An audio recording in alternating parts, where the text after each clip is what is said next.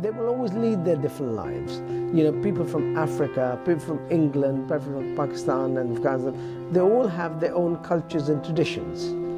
Food and the way they talk, the language, that's fine. But when they come together as a football team, they become one. The challenges I can make and real smashing people up. Yeah, being a bit of a mad Viking, as I'm known as.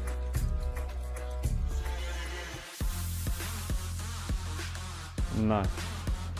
I've never ever thought that I'd have a bar. Never. Like, I just thought I'd be stuck in a takeaway all my life, because that's what we do. I'm a Muslim. What I find that religion provides is it helps understand the complexities of life.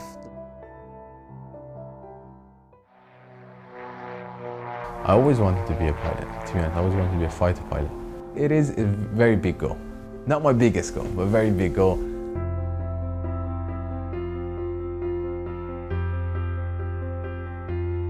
I'm Tom, I'm 28 and I work for Freightliner down the docks. I went for a job there as an MSO, so multi-skilled operative. I got the job, so now I do, a bit of shunting in the yard. I drive the cranes. A bit of a mucky job, and a bit of a wet one. We get imports from the docks coming in from overseas. We go onto our trains, go all around the UK. The other roads are used for when we arrive trains, backing into middle, so the reach stacker and the cranes deal with them, get them stripped and reloaded. So middle areas are obviously a busy area. You get to socialise with your workmates as well, so you've still got a way of the world. You're not just in your own little bubble. You still get to communicate with people, so it's nice. And you've got friendly faces around, people that you know, so you can still talk to them if ever you've got a problem. I was going to say, we'd be quite going across the track as well, aren't they? Good thing to get, wouldn't it? I don't know. Sometimes my kids don't see me a lot, but I didn't see my dad a lot sometimes because he had to work. He worked on lorries and stuff like that, so he was a hard worker, and he always showed me that you have to work hard to get what you want. I grew up in the Eastleigh area. My childhood was awesome. I got muddy, played outdoors a lot, none of this technology going on. I'm currently in Hedge End now, so I've moved slightly out of the area, but I still go to the area because I know the area so well. It's always been a friendly and nice place. I'm comfortable there. He's a very headstrong person. He's always been very, in a way, maternal, because he's always been very caring and always nurturing towards everyone that's around him. Obviously, I'm in a relationship at the moment with, I've got a son of 1.5. His name's Marley. My missus, I met a good 2.5 years ago, a really nice bond. I've got a daughter, 6. She's with a previous partner that didn't work out, but hey ho, she's still in my life. Very much like an aggressive Viking, but also loyal, because obviously in Viking culture, they're aggressive, they fight for what's theirs, but they always team play in a sense, and obviously all the programmes I've seen anyway. When I started a relationship with my new partner, I just started growing my hair, growing my beard. I just went for it and she likes it, so I like it, and plus I was watching Vikings at the time, and that is awesome. My name's David, I'm 27 years of age, and I'm a bar owner.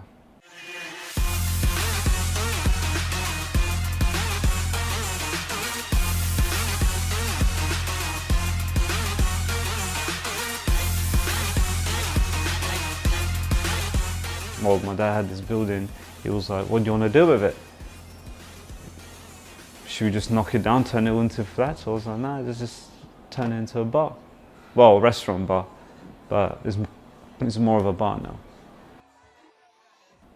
Was on the streets a lot, saw the bad things, saw the good things. The people around me wasn't that great, that's why I was working, to keep away from them. Takes his job seriously when it comes to work. He doesn't play about. You could be friends with him, you could be his family.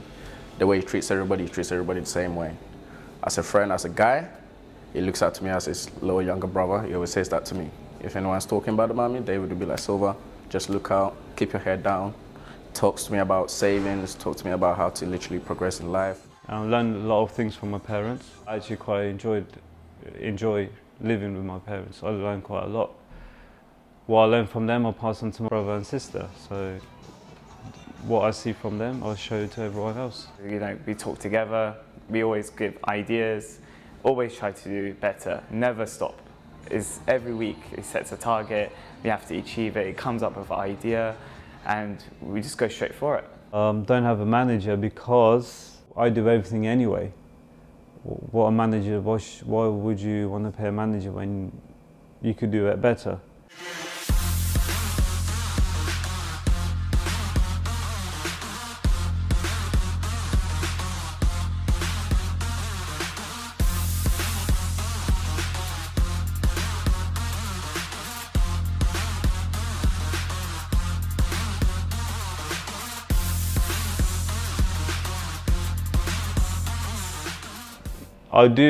Obviously I'll always like to go bigger.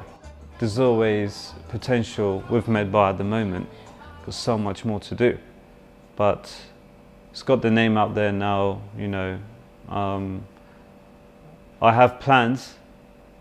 I want to go bigger, yes. My name's Saqib Aslam, I'm 30 years old. The most changes when you have children.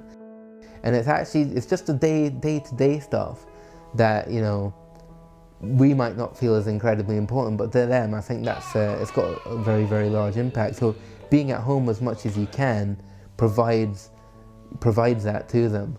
Are you gonna break it? Oh, not me! Don't beat me up. Oh. I was born in Glasgow in Scotland, eldest of three siblings.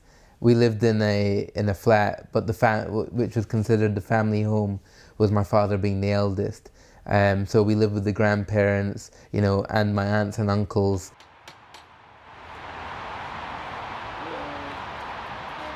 Hey, Assalamualaikum. How you doing? Big girl. Oh. He's had a big impact. So he grew up as the eldest of his siblings and really the father figure of his immediate family. And because of that, he's sort of the older brother and the father at the same time. He's essentially raised and looked after all of his siblings. I'm very happy with how the children so far have turned out. I'm not really sure if I can take the credit for it. Probably their mum can, you know. You know, he always tries to put his family first. He's always playful with the children. You know, he's got a great mentality in terms of raising kids and now his grandchildren. His endless positive outlook on life, something that I'd like to perhaps do a little bit more of myself, yeah. What are you going to do? Are you going to play any sports? Are you going to be lazy? He's going to play rugby. Yes. You going to play rugby? Religion is between you and your God, yeah? And what I'm talking about is between you and the rest of humanity, you know? And I think that's where people get confused. They think, well, if you're a Muslim, I read 5 namaz, you know. Yeah, you might read 5 namaz, but you don't deal with your neighbour properly. Every Friday there's a congregation at the mosque was essentially what I'd call a sermon, I guess, from whoever's leading the prayer. Try and make that as much as I can in addition to the 5 daily prayers. You know, between my parents, you know, whether it's fasting,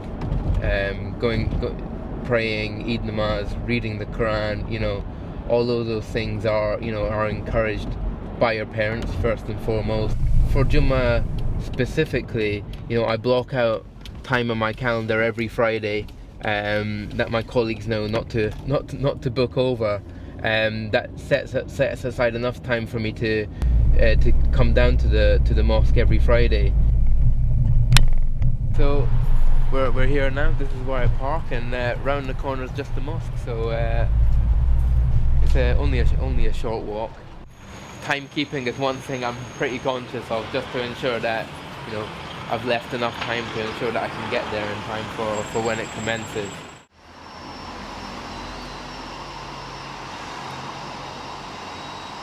الله أكبر الله أكبر الله أكبر الله أكبر أشهد أن لا إله إلا الله أشهد أن لا إله إلا الله Mujtaba Bahadori. I'm 26 years old. I'm born in Iran, in Shiraz, and my childhood was great, really nice childhood, plenty to do, plenty to see. So we grew up in a family which has livestock farming, and since a young age I remember I was always telling Dad I really want to go to the farm with him. While I was transitioning to grow up, I came to this country, so I had to do everything that an immigrant has to do. And we traveled first to Turkey, France, to Italy, Slovakia being one of them. And it was, you know, it was dangerous. It was a big move to make. You know, we seen the prisons, which I thought is hotels. A lot of people will be traumatized to see now. You know, thank God I'm a bit more tougher than some. So for me, everything is normal. You know. It's just, it is what it is, and I just crack on. For me, driving is definitely, it's not boring, shall I say. You know, I've always liked driving, and it depends where you drive. I think that's the main thing, that's the most important thing. Well, it is a very big goal. Not my biggest goal, but a very big goal. To actually finish my aviation school, being a pilot. So it gives me flexibility, and it makes enough money to thank God to pay for my tuition.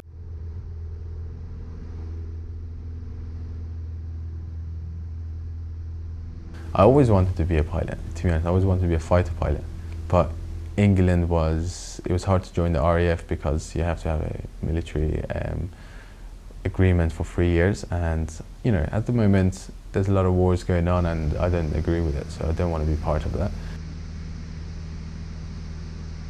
I was just driving in my Uber and I saw a pilot, and the pilot said, they're training people here, you should call them. And you know, it's stuff like that happens which makes you think, you know, there's someone up there's looking out for me. I was introduced to Mujtaba by my colleagues at the time. He just started his PPL then. He hadn't gone solo, so he only did the first couple of lessons, familiarization with the aircraft. His progress has been good. He's not a full-time student, he is part-time, but from what he's been doing, he's made very good progress. We are nearly at the end of our private plane license. And nearly at the end, let's see how it goes if I don't kill the instructor on the last day. What Unity FC is to me, there's loads of reasons, I guess. The fundamental reasons are there isn't anything like that in the whole of St Mary's, Beavers Valley, kind of that area of Southampton where there's so many young Asians, Africans, Middle Easterns. I've never seen a mix like we've got, and playing so well and everything together. So yeah, it's the first time I've properly seen that happen.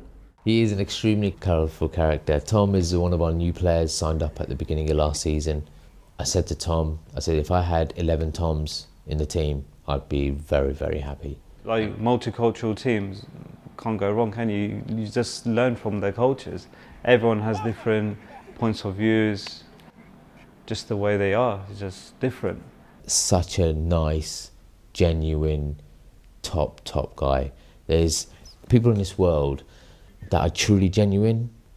Do you know what I mean? They don't try to be genuine, they just are. And he is an absolutely top boy. It's a community team which is run by the community for the community. So it's self-sustaining. What you put into it is what you get out. Zach, he's second in command in terms of how he is with interacting with bringing new players in. He's been injured this season, the whole season. He's still been to every single game. He's been to almost every single practice session. That level of commitment is second to none. And it's nice because I can talk to the brothers from Afghanistan and Pakistan and England and all over. So for me it's like, again, you go there to relax. There's no ego with Mujtaba, none at all. The guy is humble, he's got a great heart, he's very, very honest. He's come into the team and he, again, another person who's committed, he wants to play. And I think the commitment of the manager is just second to none. I support him 110% in what he wants to do, and likewise he makes sure that he delivers what he wants, his vision, with the players. To have those four in our team, it means a lot. It means a lot because they're the foundations of the club. People like that are where other people will gravitate to. I want to create a legacy for Unity 101 FC. And so when my kids grow up, I want them to be able to see me, Dad, when the trials,